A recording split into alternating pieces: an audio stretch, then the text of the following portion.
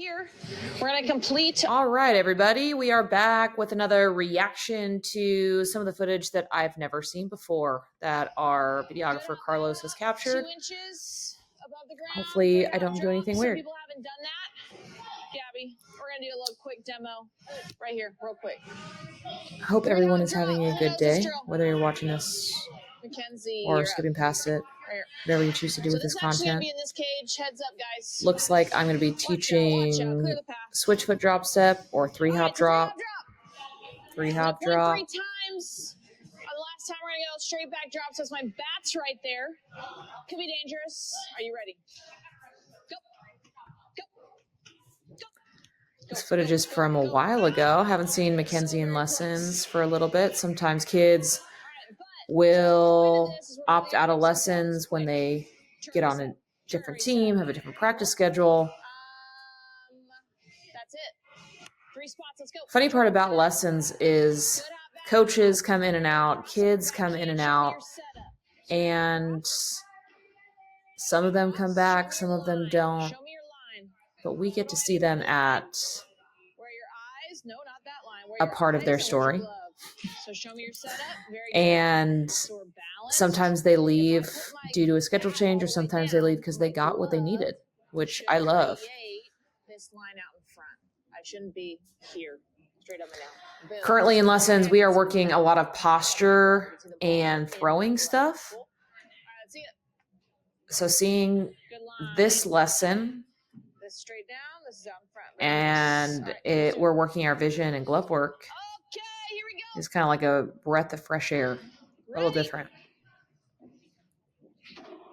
Yeah, I was just explaining on a live video that this week we've been working on our front shoulder staying neutral or down and how that affects the pullback of our elbow, and how some kids this age or otherwise are doing a really good job of implementing what we have been trying to do lately with throwing, which is separate middle and have the ball facing down. But if they do that same thing, they're doing that, but we've got our shoulder up when we're throwing the ball, because maybe they're little kids and they want the ball to have some height to it to get the ball to the target because they don't have a ton of power. When that happens and they go to rotate, it will have the same effect as even dropping the back elbow or shoulder, even if they didn't pull. So the correction here isn't to have a higher elbow, it's just to adjust our posture.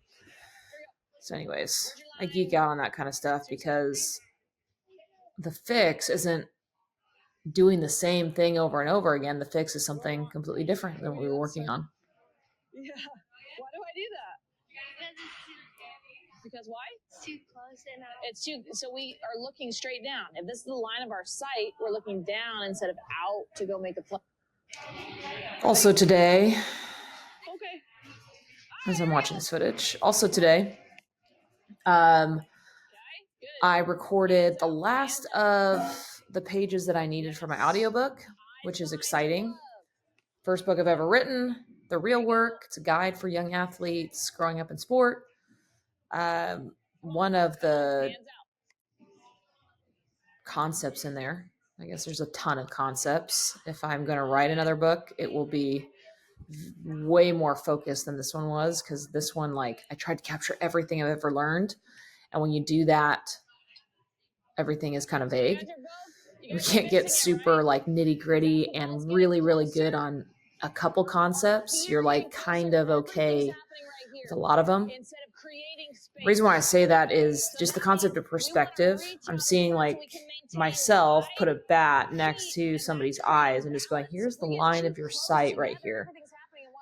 And how we use visual aids in class, all we're trying to do is have the kids see themselves like we're seeing them and have them make corrections and have them understand those corrections. So we're trying to give them a new perspective. So lately we've been doing way more video because it's honestly easier to have them just look at themselves in video.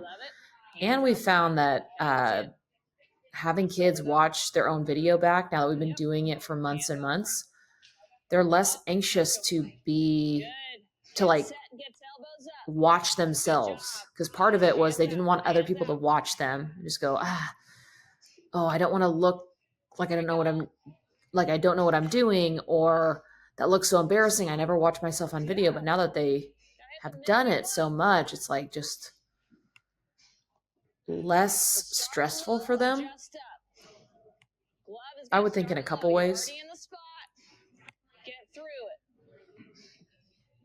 Chest is low. Good job.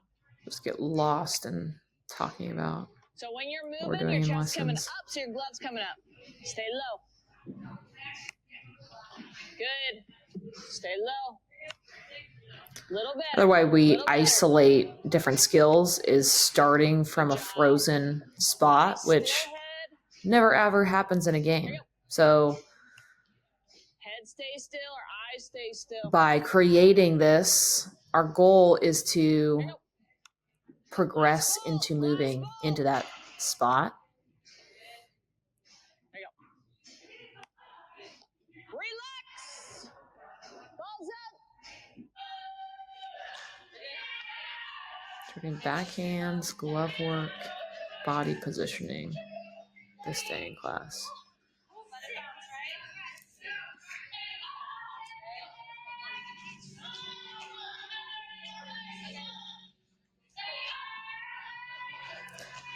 The crazy thing I've been noticing with kids' gloves is the amount of feel that they don't have in a glove. In lessons, I'm using like my training glove all the time. It's a 10-inch suit, like really soft, almost like, I think it's fake leather, or if it's leather, it's a very soft leather. And it breaks in really easily, but I love that feel. Probably not for a game glove, but just in lessons, because I can really feel my hand moving, like the glove becomes part of my body.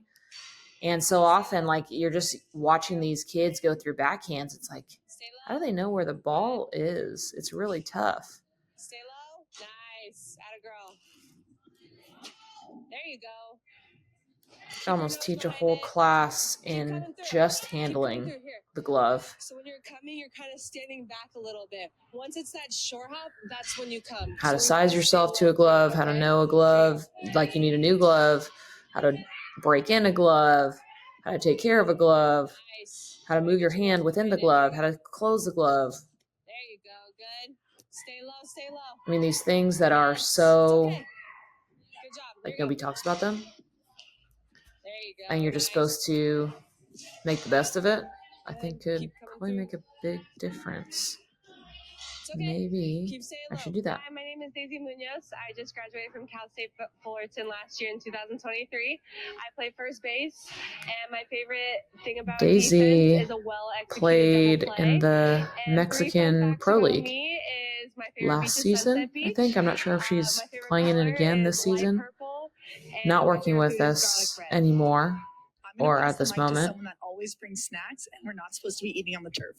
I'm passing the mic to someone who calls me by every name except for my actual name. Oh my God. I don't know if it was supposed to go to Aaliyah. I'm pretty sure it wasn't. But it's funny that it went to a player. Wonder who. I know Gabby's name, so it wasn't. They did not pass the mic to me. I'm gonna pass the mic to someone that thinks they're taller than me. Okay. I'm passing the mic to somebody that keeps putting these little Disneyland markers all over the facility because they want me to take them to Disneyland for our team activity. You can see the markers and the Mickey Mouse head behind him. That's funny. Yeah, it's pretty funny. All right, so in the beginning of the video, we had the littles doing the 3-hop drop. Now we got the bigger ones doing the same exact drill. This is what gets me about I don't know. What does it get me about anybody? I think it's almost like an everyone thing. People think that there's specific drills for beginners. People think that there's specific things that we do with people that are beginning out and starting out. I just don't think that.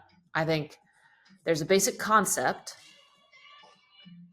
and we can either progress that concept into something more advanced, or we stick with it until we master that concept. So a lot of my drills are super similar. The main difference with advanced fielders and beginning fielders is we go faster. I'm passing the mic to someone. We use maybe different tools or implements. I'm passing the mic to someone that tries to copy my outfit every time I'm here. My gosh, we're really trying to nail this trend down. Are keeping our toe up and jumping over the pole, and this is to practice our timing coming through the ball. Yeah, like you guys have seen this drill over and over again, Ava's drill, but focused on landing with our heel, rolling forward to the toe, getting over the pole to practice getting our back foot set and being balanced for the throw. Like we've seen this drill over and over again. But maybe for the beginners, they don't know the actual footwork. But for the advanced ones, they're just practicing the concepts and making little adjustments with our cues. And then working on keeping our gloves presented out in front of us and keeping our bodies low so that when we feel the ball, we're staying low and moving all the way through it. Yeah, the goal with like a lot of these drills is to get to a point where you're flowing through it. We don't want them to be having to isolate or freeze through it, because that's not what we do in a game. So for the beginners, classes are slower because we have to freeze. We have to create body awareness. Practice communication. You put the girls in drills like this where part of the mechanic is actually having their hands up, having good eye contact, having them yell, right? Cut. As they turn, they have to time up their right foot and the ball hitting the glove at the same time, turn and throw. They're trying to get in line. Butt's got to be to the right. Glove is lined up with the thrower and the target. So we're getting big, getting turned. Catch. We did this in one of our classes this week, practicing communication and cuts.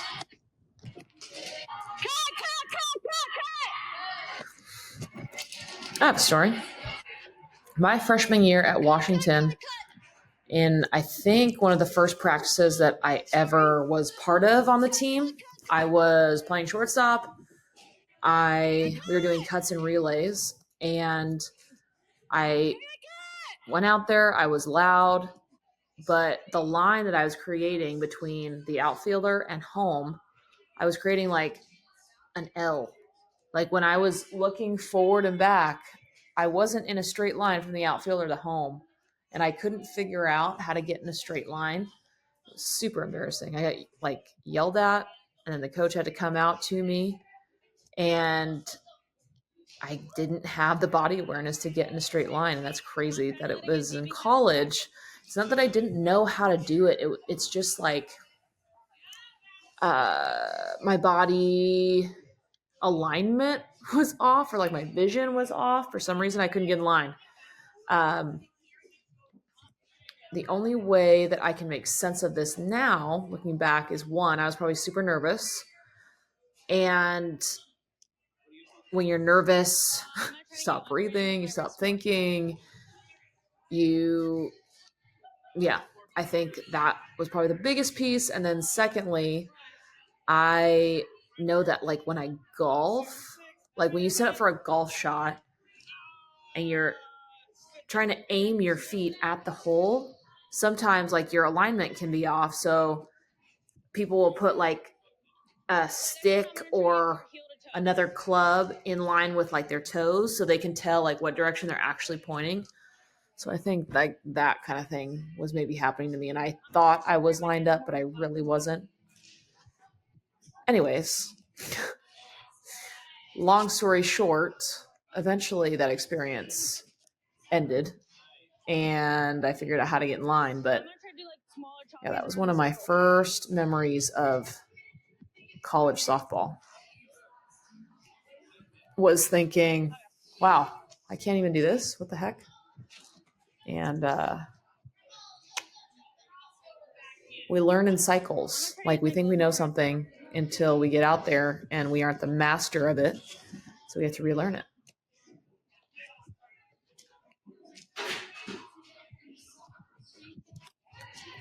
I see that for I think a 7 because I could have gone like faster and I could have done the little things better. I'm oh, looking for here. Okay. that's kind of cool. He had Aaliyah rank, You guys are gonna start. I guess, her effort or Okay. This is just a score out of 10 ball was to for be how she did the hit, drill. We're turning in the the direction that the ball was. So I'd say the ball was hit over this shoulder. I'm turning this way. Ball's hit over this shoulder. I'm turning this way. But no matter what, I'm facing the outfield where the ball is. Right. Immediately, my hands are going up. I'm saying cut, cut, cut. I'm facing that way. Okay. As I'm turning this way. Yeah. Just delete that. Okay. Ball's coming. Sometimes it's hard to do lessons and not on a field because we're trying to like imagine where we are in a field. Just As the ball is in the air. it's tough for me too. I ask the girls to do it, but sometimes it is tough for me too. Okay. Your biggest things. But going back to my last thought, the girls learning in cycles. I've got this like hair right here. It's really annoying. It's probably now everyone watching, anybody who has watched to this point is going to be distracted. I just tucked it in. All right, my point. Girls learning in cycles. There's a lot of people that come to lessons that have been there for a year, 2 years, and they're 14 years old. And they start, for lack of better words, going through the motions a little bit. They're doing the drill right, but they're not actually like visualizing the field. They're not progressing. They're just doing the drill to maybe an 8 of 10. Just like Aaliyah, right? That she's talking about, oh, I got a 7 of 10 because I could have gone faster. I could have done this. Like the next level of drills, the next level of practice or getting better is mentally getting in the space of moving at a pace that you would in a game, thinking what you would in a game, thinking of the situation and how you're going to implement this, not just doing the drill. Let's go. Ready? Go. Let's go, Madison.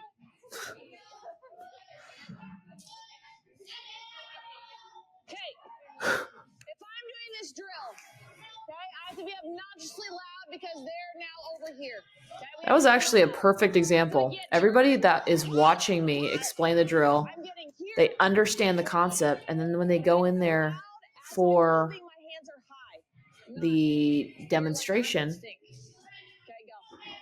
go. one, they're a little bit like nervous because everybody else is watching them, but two, they don't do at least one of the like teaching points. So it's interesting. Hold on. Ready? Go.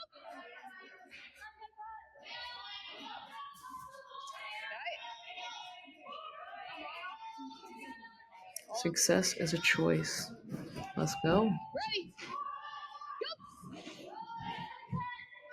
Offline or short? What do we have to do? Our goal is to try to move our feet so that we're catching the ball in our window. Okay, so if the ball's over here, we're gonna back Like up. this is not easy to be focused in a facility when you can't see where the outfielder is, when you can't see where home plate is. It's not easy to stay focused and to imagine a field. It's not easy to stand in a line and listen to me say the kind of the same thing over and over again.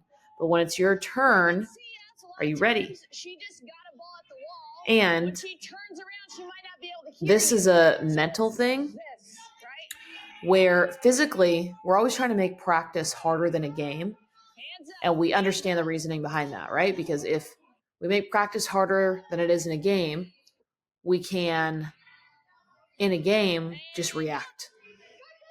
So mentally, if we're needing to visualize, if we're needing to focus, if we're needing to lock in when it's boring, I'm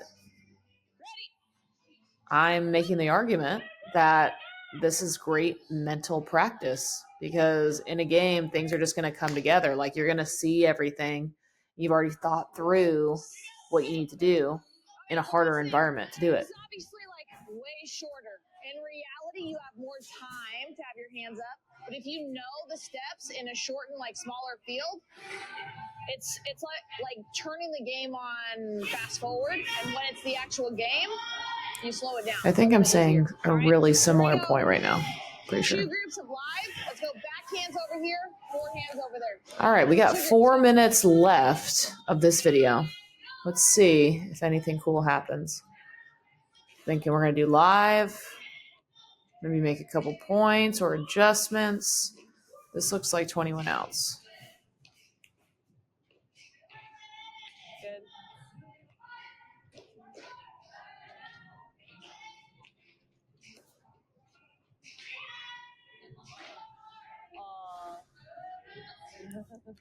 What are we doing here? Nice, atta girl.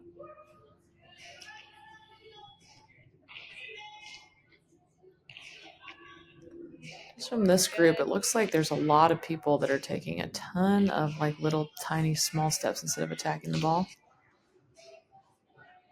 But I can also not see the whole hit and actual ball, so maybe I'm overly judging them based on too small of a picture on my part. Do a rake through backhand.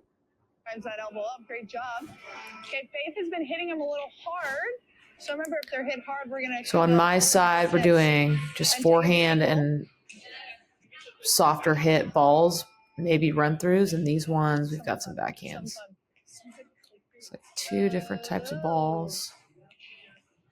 Again, because of the width of the facility, sometimes we can't do a true, like, hey, react to anything. That should be the theme song here. That elbow up. Didn't you just hear my song? Elbows up, side to side. Way to cheat, way to cheat. I hope you guys can hear Amanda talking about this song towards the target, right? We're still a little close. side to side. Get it open if you're raking through. Lane Like a Cholo? I think that's the song. Oh, spinner. Spinner. Good. Good. Yeah, a few different backhands that they're working on or should be working on, but a lot of them are doing just the rake through. One of the things that we've tried to make sense of more recently is the different speeds and different distances from the player the backhand is. And not everything's a rake through. A lot of times when we do our good hop, bad hop drill, it like cements just the rake through pattern with them. So rake through is when they're not in a crossover, the ball is slow enough that their right foot can set their direction first. But I mean, there's a ton of backhands where that's not the case. Morgan's taking us to Disney. Did you guys hear that? Morgan's wants to do like a staff trip where we can all be in. Gosh, this video is so old. So yeah, I was talking about going to Disneyland for this staff trip, and I was asking the girls where they wanted to go. And this is so long ago that they still think Disneyland's on the table. What we actually did is we went to Angel Stadium, we got a suite, and I got to throw out the first pitch. It was really cool. All right, in the last couple seconds of this video, want to make sure that you guys know that the summer sessions are coming up. They're going to be in July. Signups are now open. And right now is actually spring break for a lot of people. So we've got some openings for regular lessons. You can always go to morgan-stewart.com. Check those out. Apply. April will get back to you pretty quickly within 24 hours most of the time, within 48 hours guaranteed. But if you have any YouTube videos you'd like me to do, let me know. Have a great day. Bye.